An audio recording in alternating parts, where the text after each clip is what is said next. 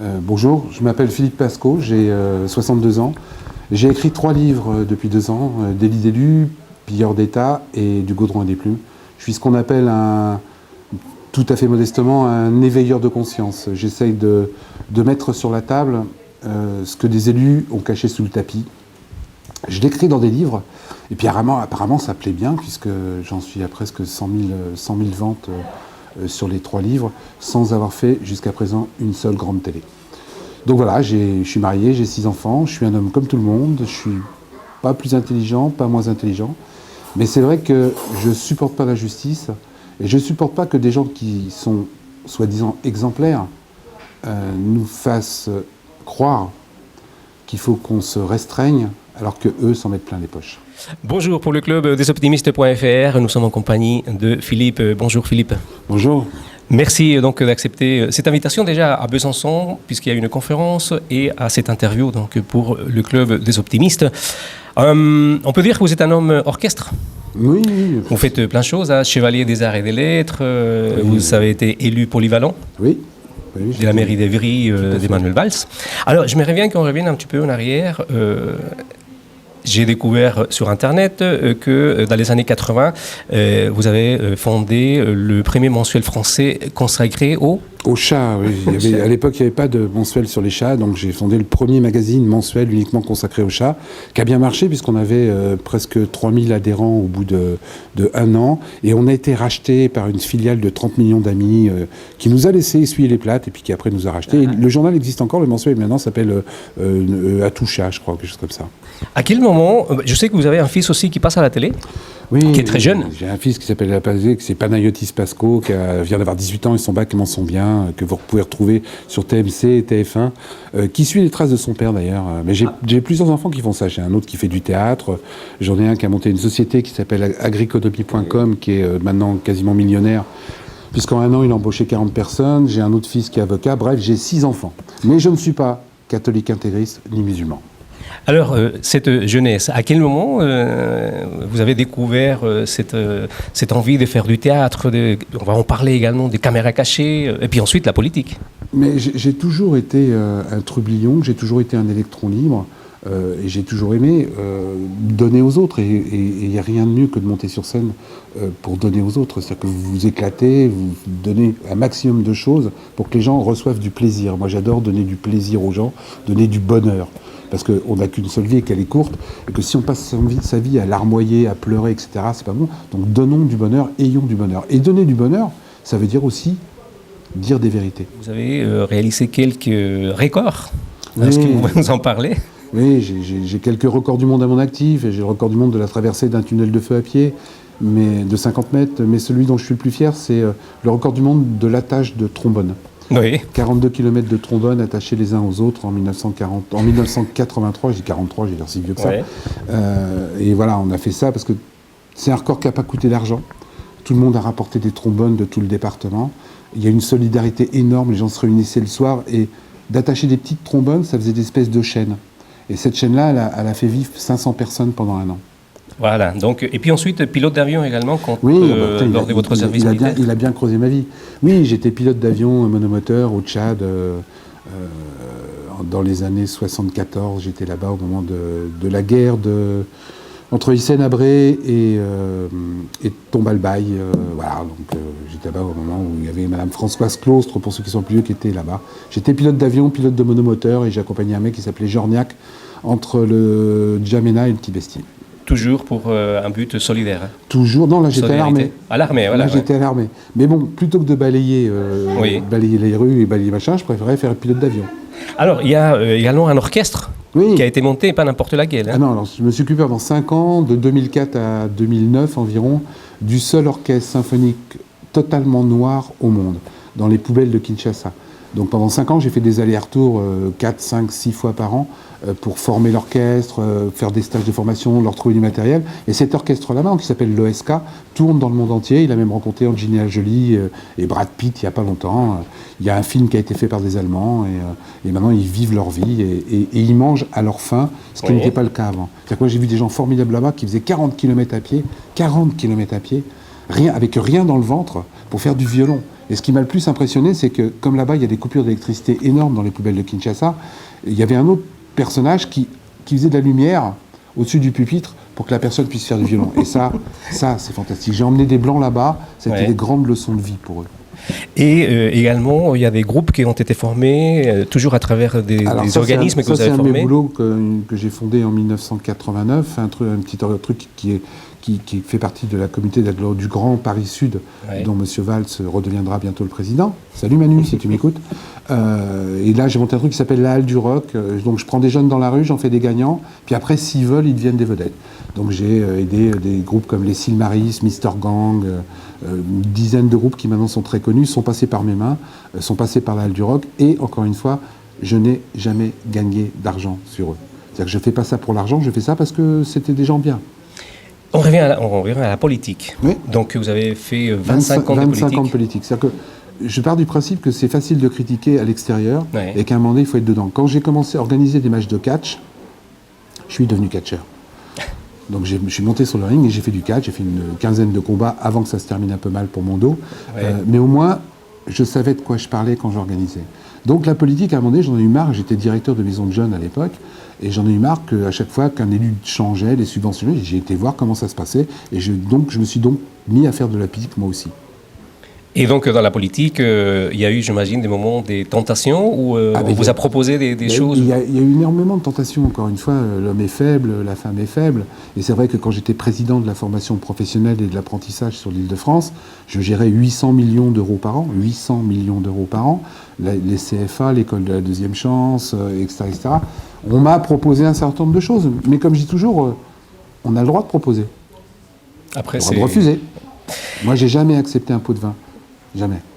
Parce que c'est pas mon trip. Parce qu'en plus, une fois que vous commencez à accepter, vous êtes tenu. Et que moi, il y a une chose que j'aime bien, c'est ma liberté. Et quand on commence à mettre les doigts dans la confiture, les autres vous tiennent.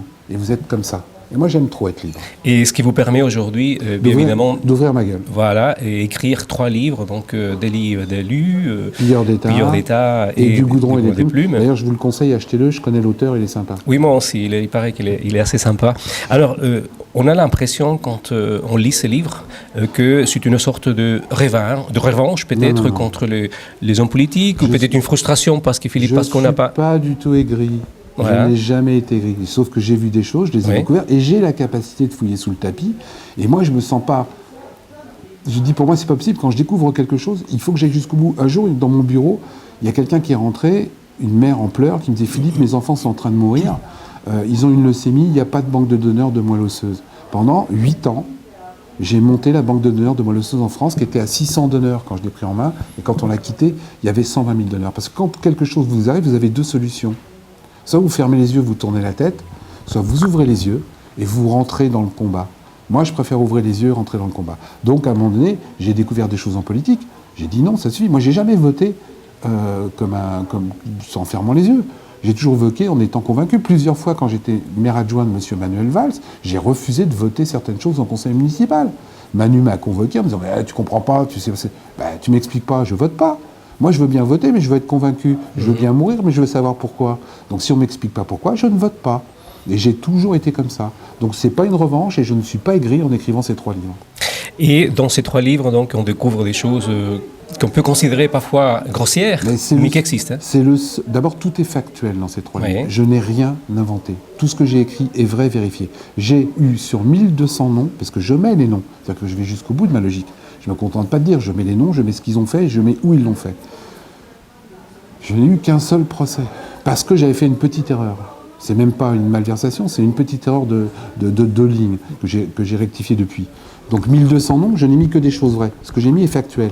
J'ai mis les avantages et les privilèges que s'octroient les élus en nous demandant, nous, de nous serrer la ceinture. Ce qui est inadmissible. Alors, pas tous les élus, je le précise bien. Voilà, justement, parce qu'une des critiques qu'on essaye de vous porter, c'est reproche, c'est... Je travaille pour le tous pourri, je travaille pour l'abstention. Non, je travaille pour la transparence. C'est l'inverse. Quand on est positif comme moi, on sait que plus on est transparent, moins les gens pourront abuser. Moins ils pourront abuser, mieux ça ira. Les extrêmes n'existent que sur la pauperisation et sur l'opacité. C'est-à-dire que quand tout va bien, les extrêmes, ils n'existent pas. Ouais.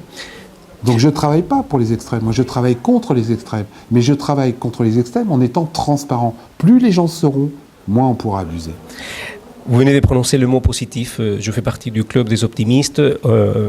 On me dit que ça ne colle pas trop le fait de vous avoir invité à Besançon, puisque c'est pas très positif ce que vous dites. Non, c'est faux, c'est totalement positif. Est-ce que la vérité n'est pas positive? Ouais. Est-ce que le fait d'être transparent n'est pas positif? Moi, je trouve que c'est éminemment positif. C'est l'éternel problème de la bouteille à moitié vide et la bouteille à moitié pleine. Il y a des gens qui regardent une bouteille, ils la trouvent à moitié vide. Il y a des gens qui la regardent et ils la trouvent à moitié pleine. Moi, je la trouve à moitié pleine, et dedans, dans ma moitié pleine, c'est de la vérité. Aux gens de s'en emparer. Plus on sera transparent, moins les gens pourront abuser. Moi, j'ai jamais caché mon salaire. Pendant 20 ans, mon salaire, il a été affiché derrière moi. C'est vrai que je gagnais mieux qu'un ouvrier ou qu'un OS, etc. Mais je pouvais l'expliquer. Et à partir du moment où c'était affiché, j'ai jamais eu aucun problème avec tous les jeunes qui venaient me voir. Aucun. Petite anecdote justement par rapport au salaire des élus et tout ça, par rapport à la retraite. C'est pas des salaires, c'est des indemnités. Des indemnités. Parce qu'il faut que vous sachiez que dans la Constitution, à l'article 2, il est marqué que les élus sont bénévoles. Ah oui. Je vous blague pas, c'est marqué dans la Constitution française. Donc c'est pas des salaires parce Non, c'est pas des salaires, c'est des indemnités. Ce qui leur permet de magouiller allègrement avec tout ça. Donc, par rapport à la retraite, vous avez été étonné quand vous êtes allé consulter Moi, le premier, je veux dire, j'arrive à un âge canonique, excusez-moi, j'ai été voir pour ma retraite, et je me suis aperçu que j'ai fait 15 ans d'élu rémunéré, 15 ans. J'ai quasiment autant de points Ircantec en 15 ans d'élu que depuis l'âge de 14 ans où je travaille. J'ai demandé à la dame, il n'y a pas un zéro en trop, là? Vous n'êtes pas gouré, madame?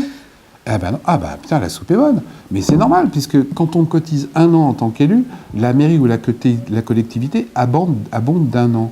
Donc j'ai cotisé 15 ans, mais en fin de compte, j'ai 30 ans de cotisation. Donc ça change la face des choses. En plus, et il faut le savoir, les élus, c'est les seuls qui ont une retraite par capitalisation. Ils se battent pour qu'on ait une retraite par répartition, et eux ont une retraite par capitalisation qui, en plus, est subventionnée tous les ans. Je parle des députés. Donc il y a quand même un malaise. Nous, on nous explique qu'on ne peut pas et qu'on réduit notre salaire, et eux, on subventionne tous les ans pour qu'ils puissent toucher leur retraite. J'ai un problème. J'aimerais bien que ces gens-là, qui nous demandent d'être exemplaires, soient eux aussi exemplaires. Donc la retraite, ça fait partie un petit peu de tous ces magouilles. Des avantages. Je ne vais pas tous vous les citer parce qu'il vous faudrait 3 heures d'émission. Mais est-ce que c'est normal aujourd'hui qu'on donne de l'argent de poche sans contrôler aux députés, aux sénateurs, aux membres du CESS? Et ce n'est pas 500 euros, c'est combien à peu près? C'est 5 770 euros par député, 6 200 euros par sénateur. C'est de l'argent de poche. Moi, je suis chef d'entreprise.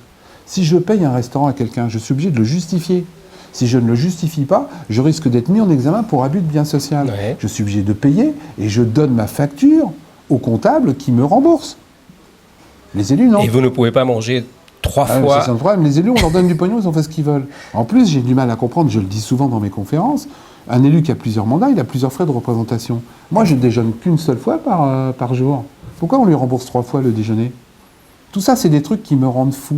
Parce qu'on nous demande, nous, d'être heureux avec 540 € pour les gens qui sont au RSA. On culpabilise les gens du RSA.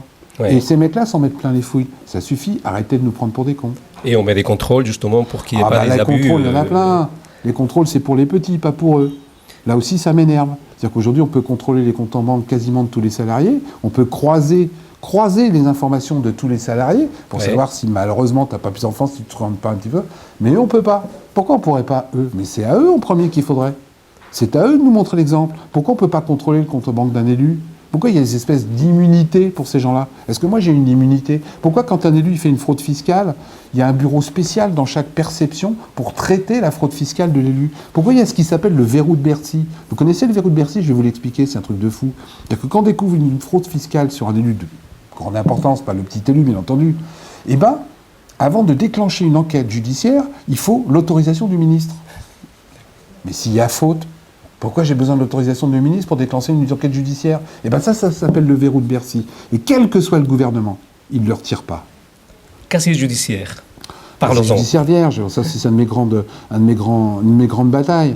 Il y a 396 métiers en France, 396 métiers que j'ai référencés, où il y a obligation de présenter un casier judiciaire vierge pour travailler. Pompiers, policiers, sage-femme. Sage-femme, mais il y en a un paquet de 396.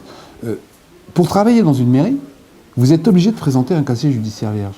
Si vous êtes condamné pendant que vous êtes fonctionnaire dans la mairie, selon la loi, vous pouvez être viré sans indemnité. Par contre, pour diriger la mairie, vous pouvez avoir violé, détourner du pognon, vous n'avez pas besoin de casier judiciaire vierge. Il y a un non-sens qu'il faut arrêter. Et en plus, ça commence à marcher. On a lancé une pétition nationale qui prend de l'ampleur. C'est sur mesopinions.com, casier judiciaire vierge. Vous suivez le lien et vous signez. Elle commence à avoir du monde, puisqu'on a dépassé les 150 000 presque, là, maintenant, vu la pression médiatique, là, il n'y a pas longtemps, en disant que maintenant, pour se présenter comme élu, il va falloir présenter un casier judiciaire vierge. J'ai dit, c'est bien, c'est sympa, mais comme d'habitude, ils se sont foutus de notre gueule. J'ai lu dans les amendes. D'abord, c'est réservé qu'aux élus locaux. Ah. Donc les députés, les sénateurs et tout, eux, ça ne les concerne pas. Intouchable. J'ai du mal à comprendre. Ils vont soi-disant voter une loi organique. 2, c'est valable en 2020. Mais attendez, ce que j'ai découvert derrière les fagots, c'est que l'inéligibilité dans ces cas-là n'est valable que s'ils sont condamnés dans la fonction de leur État. Je m'explique. S'ils violent une nana, c'est pas valable. S'ils détournent de l'argent en dehors de leur fonction d'élu, c'est pas valable. Pour qui ils nous prennent ? Ils croient qu'on ne sait plus lire maintenant ? Ces gens-là croient qu'on ne sait plus lire ? Ces gens-là croient que le petit Pasco, il ne s'est pas fouillé dans les petits alinéas ? Ben si, et je le dis, le demi-amendement qu'ils ont posé, c'est de la daube, c'est de la merde. Pasco qui n'arrête pas de fouiller. Et il y a un 4e livre qui se prépare. Oui, alors on se demande, mais il y a 3 livres de 200-300 pages. Il y a encore un 4e. Oui, c'est le dernier, là, j'arrête. Donc j'en sors un autre en janvier-février. Si mon éditeur ne croule pas sous les contrôles fiscaux et si on ne m'a pas assassiné d'ici là. Mais j'en sors un 4e où j'ai encore découvert des choses sous le tapis. Mais est-ce qu'elles sont plus graves que celles qu'on découvre Tout est grave pour moi. Oui. Mais là, j'ai découvert encore des trucs de fou. Et, je ne peux pas ne pas vous les dire. Après, les gens feront ce qu'ils veulent. Moi, je ne suis pas là pour donner les leçons de morale. Je pose sur la table dans mes livres aux gens de s'emparer de la citoyenneté. Aux gens de faire la différence entre le mauvais grain et le bon grain. Moi, j'ai découvert des choses, je l'écris. Ça ne va pas plaire parce que je mets encore des noms. Tant pis. Et ce titre, je vous le donne en scoop. Normalement, c'est presque tous vous faire foutre. Le presque est important. C'est une espèce de ras-le-bol C'est une ras-le-bol. À la fin de ce livre, vous avez un bulletin de vote à découper, marqué « Allez presque tous vous faire foutre ». Et moi, je conseille à plein de gens de le mettre dans l'urne au présidentiel. Parce que vous êtes pour que les gens aillent voter. Et moi, il y a une organisation de l'abstention aujourd'hui. Il y a 80% de gens qui ne vont pas voter à certaines élections. Je vous signale que les dernières élections qui sont passées, les gens ont été élus. Encore là, il y a une élection partielle législative. Il y a eu plus de 76% d'abstention. Il y avait 2 candidats. Ça veut dire quoi ? Ça veut dire que les gens qui ont été élus comme députés ont été élus avec 1,2 électeurs sur 10. 1,2 électeurs sur 10. Personne ne s'en rend compte, mais c'est plus démocratique. Ces gens sont légalement élus, mais ne sont plus représentatifs de la population. Il y a un moment donné, il va falloir qu'on arrête. Et comment on peut arrêter ? La seule façon d'arrêter aujourd'hui la gangrène de l'abstention, qui est une abstention organisée, qu'on soit bien d'accord, ça les arrange en fin de compte, les élus, qu'il n'y a pas beaucoup de gens qui aillent voter, c'est de créer ce que moi j'appelle le vote obligatoire. Parce que le vote obligatoire, ça a l'air de rien. Je vous l'explique, si vous avez 2 secondes. Vote obligatoire, vous supprimez l'abstention. D'accord ? Si vous supprimez l'abstention, on est obligé politiquement de donner un pouvoir politique au vote blanc. Si vous donnez un pouvoir politique au vote blanc, vous lui donnez un pourcentage. Puisqu'il n'y a plus d'abstention, ils sont obligés. Si vous donnez un pourcentage, on peut dégager la peste, le choléra, les chemises rouges, les chemises brunes au premier tour. Vous ajoutez à ça le casier judiciaire vierge, il n'y a pas de problème. Et qu'on ne me dise pas que ce n'est pas possible. Il y a 96 pays qui le font. Et qu'on ne me dise pas que ce n'est pas possible. En France, on le fait déjà. En France, on le fait déjà. Aujourd'hui, il y a le vote obligatoire en France. Bah oui, je vous vois derrière l'écran, vous faites des grands yeux. Oui, les sénateurs, ils sont élus par les grands électeurs. Les grands électeurs, c'est un vote obligatoire. Moi, j'ai été conseiller régional, j'ai eu l'obligation d'aller voter pour les sénateurs. Et en plus, j'ai été condamné à 150 € d'amende si j'y allais pas. La petite différence que je propose, c'est qu'on fasse l'inverse. Moi, j'en ai marre de la répression. Donc, si on fait vote obligatoire, au contraire, plutôt que de punir les gens, donnons un crédit d'impôt de 50 € aux gens qui iront voter. C'est beaucoup plus... Après, tu peux toujours ne pas aller voter. Tu n'auras pas tes 50 € de crédit d'impôt, plutôt que tes 150 € d'amende. Mais c'est un choix. On pourra encore ne pas aller voter. En Belgique, il y a 95% de votants, il y a 5% de gens qui ne vont pas encore voter. Mais avec le vote obligatoire, il y a un immense avantage. C'est qu'aujourd'hui, on est élu avec 50% de 10% de votants. Vous avez bien entendu ? Avec le vote obligatoire, on se réduit à 33% de 95% de votants. La représentativité, elle revient. Et je ne vois pas d'autre système logique que le vote obligatoire. Après tout, quand vous allez faire du sport, dans une fédération sportive, on vous demande un certificat médical. Ça pose de problème à personne. Si tu ne veux pas bosser dans la fédération et donner ton certificat, bah tu vas faire ton petit sport, mais sans être dans la fédération.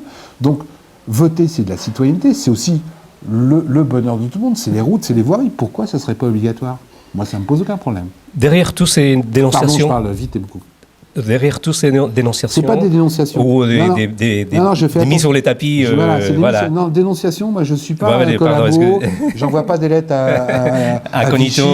Non, je mets les noms, je mets mon nom et je fais des constats. Voilà. Et derrière tous ces constats, il y a, comme vous venez de le citer, des propositions. Vous proposez également des choses. C'est-à-dire, c'est pas que lancer de... c'est pas le lancer de billes et puis démerdez-vous avec lui. J'essaie de proposer des choses compliquées, mais pas des choses compliquées.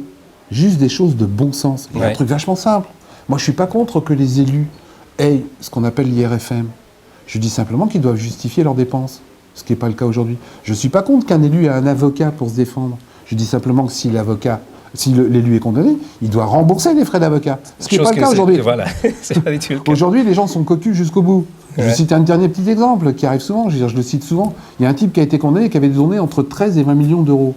Il a été condamné, à 20 000 euros d'amende avec sursis. Déjà, j'ai un peu les boules. Mais là où ça devient fou, c'est que donc, il n'avait pas payé son avocat, puisque c'était l'avocat de la mairie, protection fonctionnelle de l'élu, qui a été payé. Donc il n'a pas payé son avocat, le mec. En plus, il n'a pas payé l'amende, puisque c'est protection, donc c'est l'amende à être payée par la ville. Mais comme la ville, c'est pas partie civile, les 13 millions d'euros, ils ont été remboursés sur les impôts des habitants. Ça suffit à arrêter de nous prendre pour des cons. Dernière question. Allons-y. Est-ce que vous restez optimiste? Mais je suis désespérément optimiste, et ce que j'ai écrit dans mes livres ne sont pas des choses pessimistes. Encore une fois, il y a deux façons de voir les choses. La vérité, pour moi, elle est optimiste. La transparence, elle est optimiste. Elle n'est pas autre chose. Après, les gens font ce qu'ils veulent. Ils ont le droit de faire l'autruche et de mettre la tête dans le sol. Mais quand on fait l'autruche, je trouve qu'on n'avance pas beaucoup. Alors que je pense que quand on regarde la vérité et la transparence en face, on peut avancer, et on peut avancer en souriant. Moi, je souris. Je dis encore une fois, tous les élus ne sont pas pourris. Mais il faut arrêter de cautionner cette grosse minorité de salopards qui font honte à la République. Merci beaucoup, Philippe. Un plaisir pour nous aussi. Merci.